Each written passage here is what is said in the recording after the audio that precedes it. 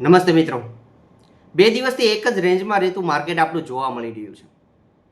પણ છતાં પણ એક લીડરશિપ રહેતું હોય કોઈ એક ક્ષેત્ર હોય તો એ છે બેન્કિંગ ક્ષેત્ર. કે જ્યારે જ્યારે ડીપ મળે છે તેમ છતાં પણ એ બેન્કિંગ ક્ષેત્રની અંદર પહેલાં રિકવરી જોવા મળે છે.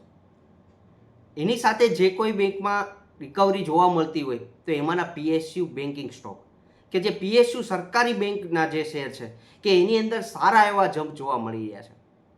એમાં અલગ અલગ બેંકની વાત કરો તો પંજાબ બેંક ઓફ ઇન્ડિયા, ત્યાં સિવાય કેનેરા બેંક, યુનિયન બેંક, આ તમામ બેંકોની અંદર સારો એવો જમ્પ જોવા મળ્યો છે. મારા અગાઉના વિડીયોની અંદર પણ આ બેન્કિંગ ક્ષેત્રે પીએસયુ બેંક વિશે પણ મેં તમને ધ્યાન દોર્યું છે કે આ બેંક ઉપર મિત્રો નજર રાખજો કે આ બેંકની અંદર સારી એવી તેજી પણ આવી શકે એમ છે. કારણ કે છેલ્લા ઘણા સમયથી બેકગ્રાઉન્ડની અંદર પરફોર્મન્સ રહેલું છે. એના શેરના ભાવની અંદર જમ્પ એવો જોવા મળ્યો નથી. સારા એવા રિઝલ્ટ પણ એને આ બેંકોએ આપેલા છે. તેમ છતાં પણ આ બેન્કિંગની અંદર શેરમાં ભાવમાં જમ્પ નથી જોવા મળ્યા. પણ આ સમયે જ્યારે એની વેલ્યુએશનની અંદર સસ્તી હોય અને માર્કેટની અંદર સારું એવું ફાઇનાન્સ અને બેન્કિંગ ક્ષેત્રે કોઈ ઇન્વેસ્ટમેન્ટ થતું હોય તો આ ક્ષેત્ર એવું છે કે જેની અંદર ઇન્વેસ્ટમેન્ટ સારો એવો જમ્પ પણ જોવા મળી શકે. એટલા માટે આ બેંકોને પીએસયુ સ્ટોક્સ બેંકને સારી એવી નજરમાં રાખજો. એમાંનો લીડરશિપ એસબીઆઈને પણ ના ભૂલતા. આ તમામને મેં ધ્યાનમાં દોરેલા હતા. પણ આજના વિડીયોની અંદર બે કંપની વિશે થોડી એવી વાત કરવી છે કે જે એક કંપની છે જે 5 વર્ષની અંદર 70% રિટર્ન આપેલું, કે એના શેરના ભાવની અંદર 70% જમ્પ જોવા મળેલો. પણ છેલ્લા 6 મહિનાની અંદર આ જ શેરની અંદર 25% જમ્પ જોવા મળી રહ્યો છે. કે આ 25%ના જમ્પની સાથે આ શેર જમ્પ અને ઓલ ટાઈમ હાઈ ઉપર જઈ રહ્યો છે. આ સિવાય બીજી એક સ્મોલ ફાઇનાન્સ બેંક છે કે જે સ્મોલ ફાઇનાન્સ બેંકની અંદર સારો એવો જમ્પ, એટલે કે એમ જોશો તો મિત્રો ઓલ ટાઈમ હાઈ ઉપર ટ્રેડ કરી રહ્યો છે. પણ એની સાથે ઇન્ટરેસ્ટિંગ એ છે કે રસપ્રદ એ વસ્તુ આપણને જોવા મળે છે કે આ ફાઇનાન્સ ક્ષેત્રનો શેર છે કે જેમાં 90% હોલ્ડિંગ છે એ પ્રમોટર એફઆઈ અને ડીઆઈનું છે. અને સાથે આપણી જેવા રિટેલ પબ્લિક છે એ ફક્ત ને ફક્ત 10%નું જ હોલ્ડિંગ ધરાવે છે. કે આને તમે સારો એવો ધ્યાનમાં રાખી શકો કે આ બંને કંપની વિશે આપણે વાત કરી તો એમાંનો 5 વર્ષની અંદર 70%નો જમ્પ અને 6 મહિનાની અંદર 25%નો જમ્પ આપેલો એવો શેર હોય તો શેર બજારની અંદર સૌથી વધુ માર્કેટ કેપ ધરાવતી કંપની રિલાયન્સ ઇન્ડસ્ટ્રીઝ કે જે શેરનાની અંદર આજના દિવસે પણ કન્ટિન્યુ 1500ના ઉપરના ભાવ જોવા મળી રહ્યા છે, કે ઉપરના ભાવ ઉપર ટ્રેડ કરી રહ્યો છે. કે સારો એવો જમ્પ એ શેરની ભાવની અંદર જોવા મળ્યો છે. બ્રોકરેજ એજન્સીઓ દ્વારા પણ ઉપરના ટાર્ગેટ આપણને આપેલા છે કે અલગ અલગ ટાર્ગેટ કે 1800 સુધીનો ભાવ એના બ્રોકરેજનો ટાર્ગેટ પ્રમાણે જોવા મળી શકે એમ છે.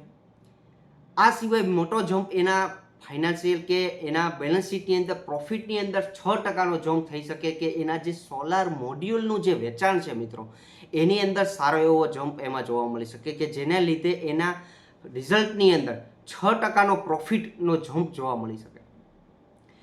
જે વસ્તુ આપણને જોવા મળતી હોય એ કે આ જે કંપનીઓ 5 વર્ષથી એક જ 70%નું રિટર્ન હતું, પણ આ એકાએક 6 મહિનાની અંદર 25%નો જમ્પ શા માટે?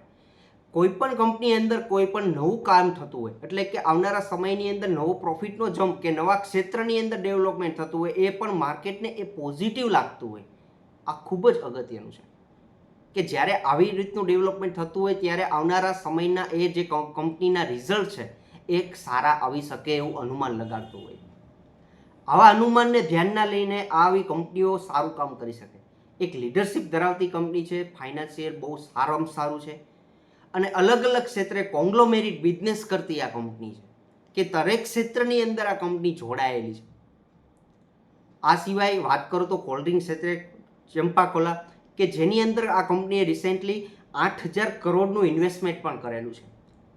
અને જ્યાં પણ રિલાયન્સ કંપનીની અંદર વાત આવે ત્યારે ભાવની અંદર ખાસો એવો ફેર પડી જતો હોય છે, એટલે કે એના ભાવ નીચેના ભાવની અંદર આ કંપનીઓ બિઝનેસ કરતી હોય છે, જેથી એના કોમ્પિટિટરોને આજે ટકવું બહુ મુશ્કેલ હોય છે.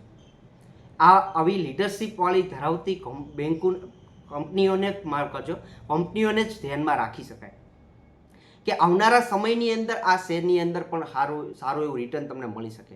બહુ large cap blue chip company છે એટલે એ મુજબ જ તમને રિટર્ન તમને મળી શકે એવું નહીં ધારણા રાખતા મિત્રો કે આ કંપની આવનારા સમયની અંદર અહીંથી પણ 4-5 ગણી થઈ જાય. પણ એક સેફ ઇન્વેસ્ટમેન્ટ માટે વિચારતા હોય મિત્રો તો આ એક રિલાયન્સ ઇન્ડસ્ટ્રીના શેરને તમે ધ્યાનમાં રાખી શકો. આ સિવાય બીજા શેર વિશે કે જેની અંદર FII, DII અને પ્રમોટરનું હોલ્ડિંગ છે એ ઓલ ઓવર જોશો મિત્રો એવરેજ 90% હોલ્ડિંગ છે. શેરની અંદર છેલ્લા 4 મહિનાની અંદર 60 થી 65% જમ્પ જોવા મળી રહ્યો છે. હું વાત કરી રહ્યો છું AU સ્મોલ ફાઇનાન્સ બેંક કે જે શેરની અંદર કન્ટિન્યુ છેલ્લા 4 મહિનાથી સારા નવા હાઈ જોવા મળી રહ્યા છે અને શેર ઓલ ટાઈમના હાઈ ઉપર કામ કરી રહ્યો છે. સાથે ડિટેલમાં થોડીક વાત કરીએ તો પ્રમોટરોનું હોલ્ડિંગ મિત્રો 22.87%નું છે. ફોરેન ઇન્વેસ્ટરોનું એ હોલ્ડિંગ છે એ 35.58નું જોવા મળી રહ્યું છે અને એની સાથે ડીઆઈનું હોલ્ડિંગનું વાત કરું તો 27.16નું જોવા મળ્યું છે. ઓલ ઓવર જોશો તો 85.61 અને એની સાથે પબ્લિકની અંદર પણ ઇન્સ્ટિટ્યુટરો પણ જોડાયેલા છે કે જે 14.39નું પબ્લિકનું હોલ્ડિંગ છે મિત્રો.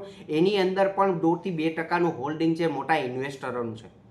અને આવનારા સમયની અંદર વ્યાજદરનો ઘટાડો અને આ બધા ફેક્ટર ગવર્મેન્ટના લોન ક્ષેત્રે પણ એક સપોર્ટ મળી રહેતો હોય અને ગ્રામીણ ક્ષેત્રે આ કંપની ખાસી એવી રૂરલ ક્ષેત્રની અંદર જોડાઈને કામ કરે છે. એમાંના ગુજરાત, મહારાષ્ટ્ર, રાજસ્થાન, મધ્યપ્રદેશ સાથે આ કંપની ફાઇનાન્સ પૂરું પાડી અને પોતાનો ધંધો કરે છે. આ સિવાય 617 બ્રાન્ચીસથી જોડાયેલી છે. બહુ મોટું કામ છે. આપણા દ્રષ્ટિએ આપણે જોવા ન મળતી હોય AU સ્મોલ ફાઇનાન્સ કે આપણા વિસ્તારમાં હોય પણ શકે તમારા વિસ્તારમાં, પણ આવનારા સમયમાં ફાઇનાન્સ ક્ષેત્રમાં આ સારું કામ કરે. થોડાક ધંધાકીય રીતે જુઓ તો મિત્રો આ mortgage loan, online credit card ક્ષેત્રે પણ આ કંપની કામ કરે છે. Commercial banking, retail banking, micro finance આ તમામ ક્ષેત્ર સાથે જોડાઈને આ કંપની એક કામ કરી રહી છે. અને મિત્રો ઓલ ટાઈમ હાઈ ઉપર કોઈ પણ શેર કામ કરતો હોય ત્યારે પણ જો ઇન્વેસ્ટમેન્ટ તમારે કરવું હોય તો એક વસ્તુ ખાસી એવી ધ્યાનમાં દોરજો કે આવનારા સમયની અંદર Q1ના રિઝલ્ટ આવનારા સમય 1 થી 2 મહિનામાં અલગ અલગ કંપનીઓના રિઝલ્ટ શરૂ થશે.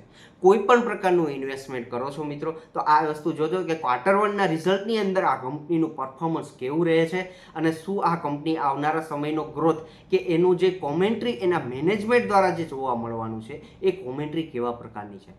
આ તમામ વસ્તુ જોજો અને પછી જ તમારી કંપનીને પસંદગી કરજો.